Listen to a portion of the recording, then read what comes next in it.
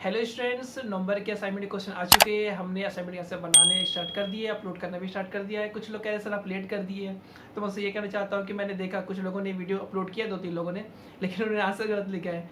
पूछा है एम्पियर चक्र क्या होता है, कुछ लोगों ने एम्पियर का परिवर्ती नियम लिख दिया है। कुछ लोगों ने यहाँ तक कि पूरे आंसर लिखे भी नहीं है, 5वें क्वेश्चन के 2-3 आंसर छोड़ दिए जो उनको मिले भी नहीं है, लेकिन हमने पूरे बना लिए हैं और अपलोड करने वाले हैं। तो इससे कई सारे क्वेश्चन के आंसर कुछ लोग अपलोड नहीं कर रहे हैं, कुछ आधे अपलोड कर रहे हैं, तो हम पूरे अपलोड कर रहे हैं। आंसर थोड़ा लेट आएगा आंसर बनाने में, सही करने में, तो लेकिन अपलोड पूरे हो जाएंगे और हमारी कोशिश यही है कि कल संडे तक पूरे के पूरे असाइनमेंट के आंसर अपलोड कर दिए जाएंगे। ठीक है, जो भी डिमांड होगा हम पहले उसको अपलोड कर देंगे। आपको कुछ डाउट होगा तो आप पूछ लीजिएगा। आप चाहे तो हमारे व्हाट्सअप नंबर पे जुड़ सकते हैं, वहाँ हम असाइनमेंट के अलावा पढ़ाई की और सारी बातें भी करते हैं और भी क्या टॉपिक डिस्कस करते हैं, कुछ क्वेश्चंस देते हैं बच्चों को पढ़ने के लिए, एग्जाम रिलेटेड कैसा क्या रहेगा, और कुछ डाउट्स क्लियर करते रहते हैं।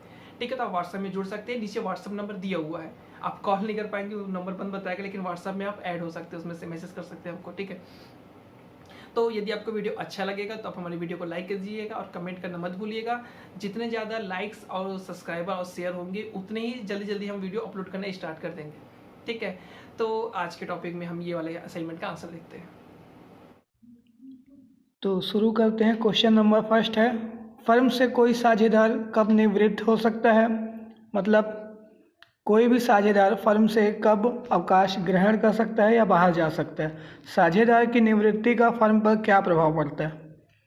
इसका आंसर में जैसे फर्म से कोई भी साझेदार निम्नलिखित परिस्थितियों में निवृत्त हो सकता है। पहला इसका कारण है वृद्धावस्था का कारण।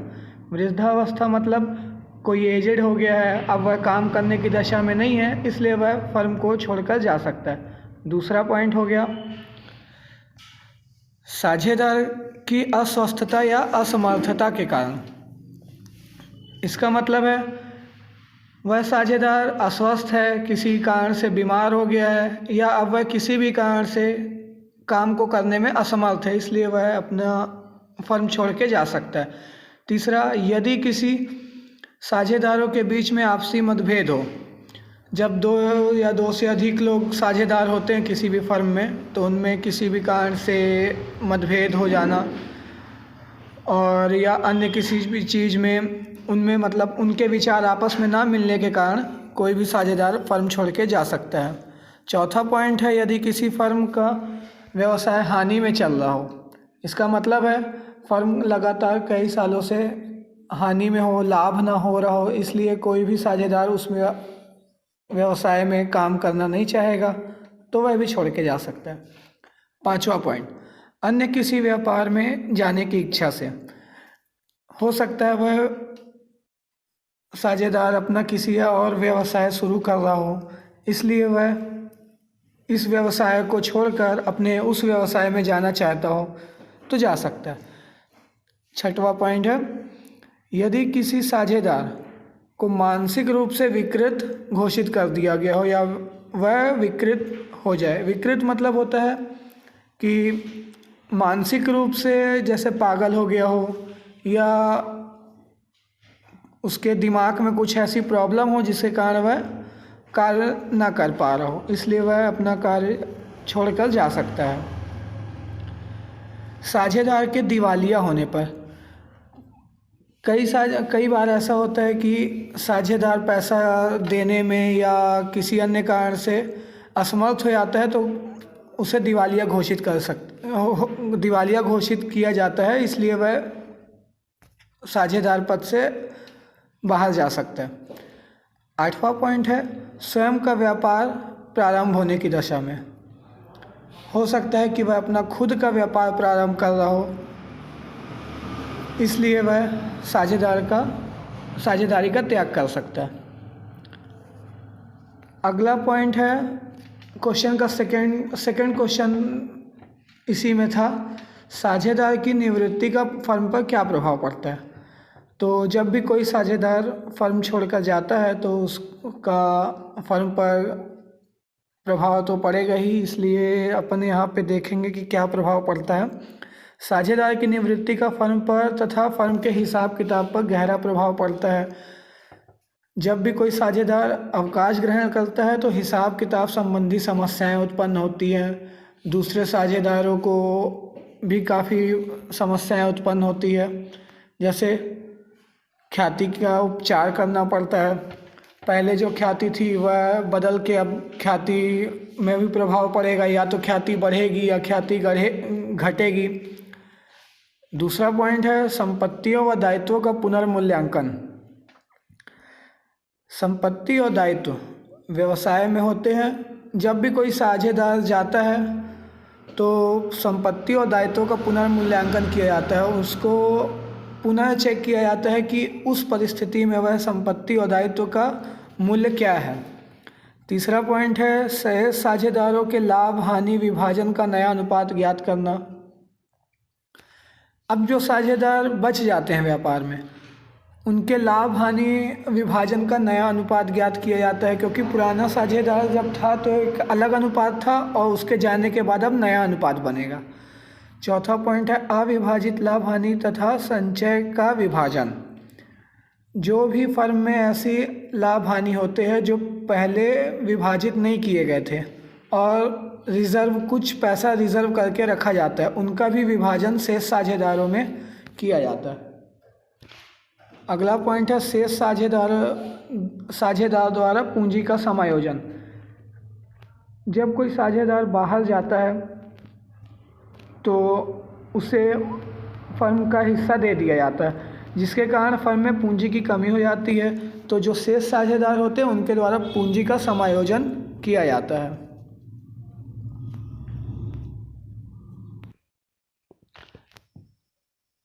क्वेश्चन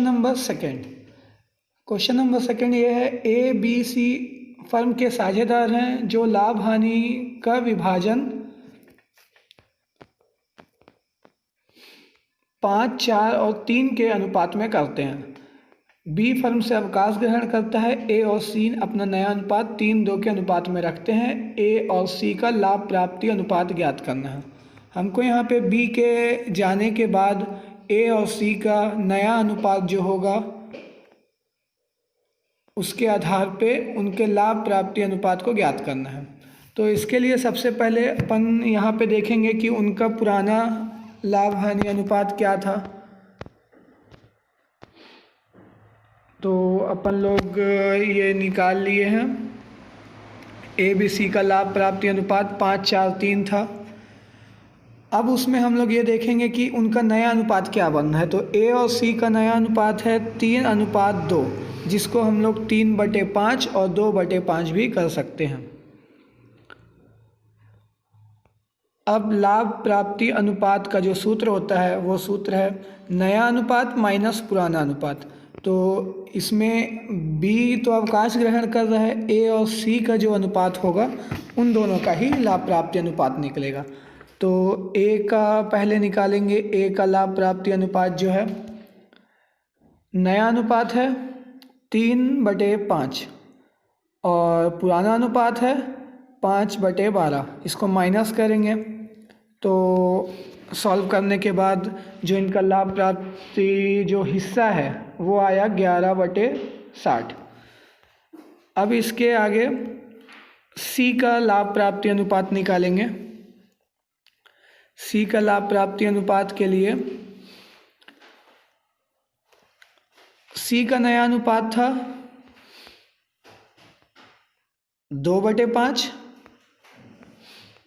और पुराना अनुपात था 3/12। तो 2/5 माइनस 3/12 हो जाएगा। सॉल्व करने पे आएगा 9/60। तो इनका ए और सी का लाभ प्राप्ति अनुपात जो है 11/60 और 9/60। इसको अनुपात में अपन लिखेंगे 11:9।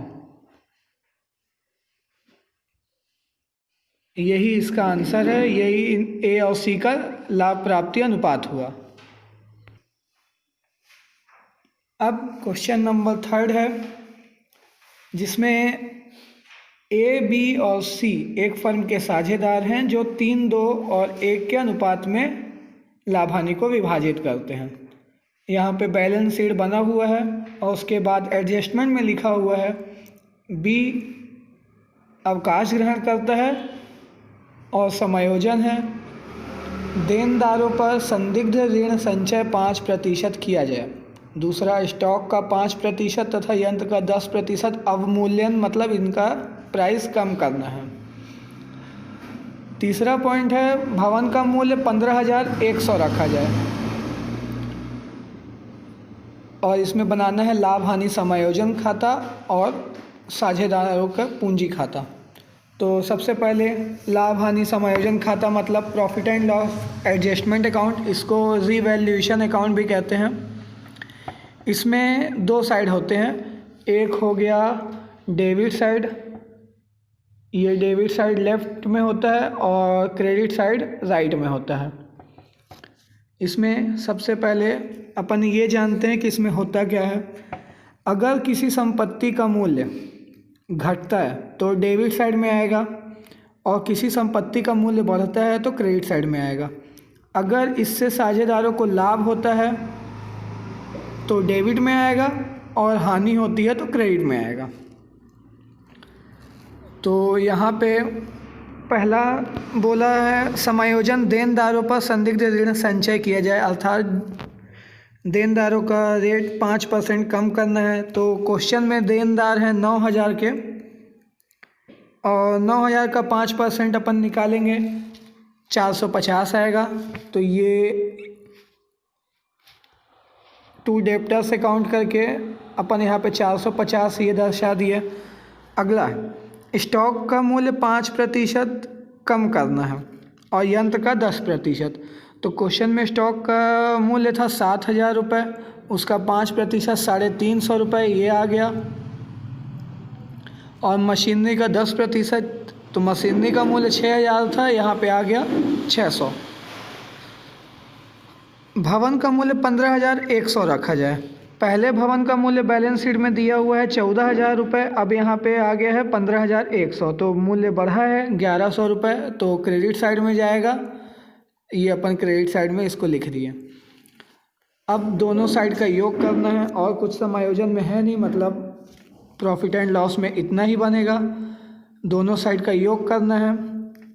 डेबिट साइड का 1,400 आया, क्रेडिट साइड का केवल 1,100, मतलब लॉस हुआ है। By profit and loss account transfer करेंगे इसको पार्टनर्स कैपिटल अकाउंट में और तीनों को उनके जो लाभ हानि का अनुपात है उसमें इसको बांट देंगे। तो 300 का लॉस हुआ है, जिसमें ए को 150 रुपये, तीसरा हिस्सा, बी को 100 रुपये दूसरा हिस्सा और सी को 50 रुपये तीसरा हिस्सा। 3-2 के अनुपात में इसको बांटेंगे। अब इसके बाद पार्टनर्स कैपिटल अकाउंट बनाना है। पार्टनर्स कैपिटल अकाउंट में भी दो साइड होते हैं, डेबिट और क्रेडिट। तीनों पार्टनर्स का अलग अलग कॉलम बनता है दोनों साइड में। इसमें सबसे पहले अपने को ये ध्यान देना है कि बैलेंस शीट में जो पार्टनर्स की कैपिटल दी हुई थी वो क्रेडिट साइड में आएगी। ए की थी 10,000, बी की भी 10,000 और सी की भी 10,000, क्रेडिट साइड में अपन इसको लिख दिए। फिर उसके बाद दिया हुआ है रिज़र्व। रिज़र्व 6,000 रुपये है। 6,000 को इनके प्रॉफिट एंड लॉस का जो अनुपात है उसमें बांटना है 3-2-1 के अनुपात में। तो 6,000 का 3-2-1 के अनुपात में बांटेंगे तो 3,000, 2,000 और 1,000 आएगा। अब प्रॉफिट एंड लॉस में जो ये लॉस हुआ था इसको हम लोग लेके आएंगे पार्टनर्स कैपिटल अकाउंट में। लॉस था तो डेबिट साइड में लॉस आता है, डेबिट साइड में पार्टनर्स कैपिटल अकाउंट के डेबिट साइड में लॉस को लिखते हैं। तो ये वाला जो लॉस है उसको हम लोग डेबिट साइड में लिख दिए। ए में 150, बी में 100 और सी में 50 रुपये। इसके बाद दिया हुआ है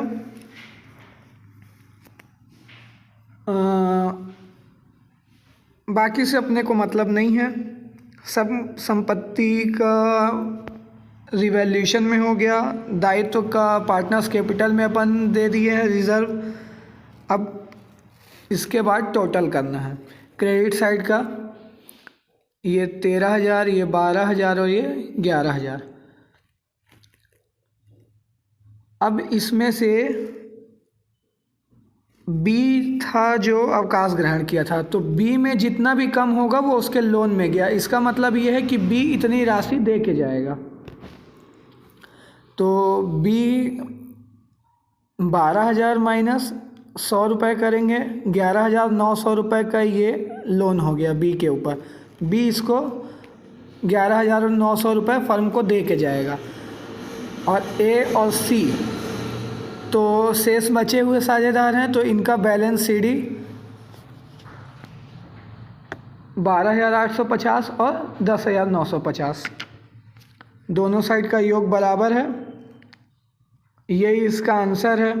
प्रॉफिट एंड लॉस हुआ है 150, 100, 50 और कैपिटल बची हुई है 12,850 और 10,950 और बी के ऊपर लोन है 11,900। क्वेश्चन नंबर 4 में साझेदारों का लाभ हानि का बंटवारा 1/2, 1/3 और 1/6 है। इसको हम लोग सबसे पहले तो बराबर कर लेंगे 1/2, 1/3 और 1/6 को। इसमें सी है अवकाश ग्रहण कर रहा है और एडजस्टमेंट में संयंत्र पे 5% डिप्रिसिएशन लगाना है, स्टॉक में 10% की वृद्धि करनी है, बैड डेब्ट्स रिजर्व 5% है और गुडविल का अमाउंट है 12,000 रुपये। इसमें profit and loss, adjustment account and partners capital account बनाना है। सबसे पहले रीवैल्यूएशन या profit and loss, adjustment account, दोनों का मतलब वही होता है, दोनों में ही संपत्तियों का लेखा किया जाता है। डेबिट साइड में संपत्तियों का रेट कम होता है और क्रेडिट साइड में संपत्तियों का रेट अधिक होता है। सबसे पहले प्लांट पर 5% डिप्रिसिएशन लगाना है। प्लांट है 3,000 रुपये, 5% इसका 5% निकालेंगे 150 रुपये। रिज़र्व करना है हमको डेप्टर्स में 5%, डेप्टर्स का अमाउंट है 13,000 रुपये, इसका 5% आएगा 650 रुपये। स्टॉक का 10% बढ़ाना है, स्टॉक को 17,000 रुपये का 10% आया 1,700 रुपये। अब इसका टोटल करेंगे, टोटल करने के बाद डेबिट साइड का योग कम आ रहा है, इसका मतलब पार्टनर्स को प्रॉफिट हुआ है। 900 रुपये प्रॉफिट हुआ है। 900 रुपये प्रॉफिट को पार्टनर्स के लाभ हानि का विभाजन अनुपात जो है 1/2, 1/3 और 1/6 में इसको बांट दिया जाएगा। तो ए का हिस्सा आता है 450, बी का हिस्सा 300, सी का हिस्सा 150 रुपये। इसको ट्रांसफ़र करेंगे पार्टनर्स कैपिटल अकाउंट में। अब बनाएंगे partners capital account. Partners capital account में भी दो साइड है, जैसे कि क्वेश्चन नंबर 3 में था। ए बी सी का कॉलम है, दोनों साइड डेबिट क्रेडिट। सबसे पहले जो बैलेंस शीट में पूंजी दी हुई है उसको यहाँ पे by balance sheet credit side में करके लिखेंगे 20,000, 10,000 और 10,000 रुपये तीनों में। रिज़र्व दिया हुआ है 12,000 रुपये। 12,000 रुपये का जो रिज़र्व है उसको भी बांट दिया जाएगा 6,000, 4,000 और 2,000 में लाभ प्राप्ति के अनुपात में। और रीवैल्यूएशन अकाउंट में प्रॉफिट एंड लॉस से अकाउंट से जो प्रॉफिट हुआ था ये वाले, इनको पार्टनर्स कैपिटल अकाउंट के क्रेडिट साइड में बाय रीवैल्यूएशन या by profit and loss account करके लिखेंगे 450, 300 और 150 रुपये। अब जो गुडविल दी हुई थी 12,000 रुपये की, उसको भी यहाँ पे प्रॉफिट एंड लॉस के अमाउंट में बांट दिया जाएगा 6,000, 4,000 और 2,000 रुपये। इधर का क्रेडिट साइड का योग करेंगे और डेबिट साइड में जो भी अमाउंट सी, यहाँ पे हम लोग क्वेश्चन में सी अवकाश ग्रहण कर रहा था, जो भी अमाउंट आएगा वो सी को दिया जाएगा 14,150 रुपये। और ए और बी का ये शेष बचे हुए साझेदार हैं, इनकी जो भी पूंजी है वो आगे काम आएगी। 32,450 और 18,300 दोनों साइड का योग बराबर है। और इसके साथ हम लोग का ये क्वेश्चन भी कंप्लीट होता है।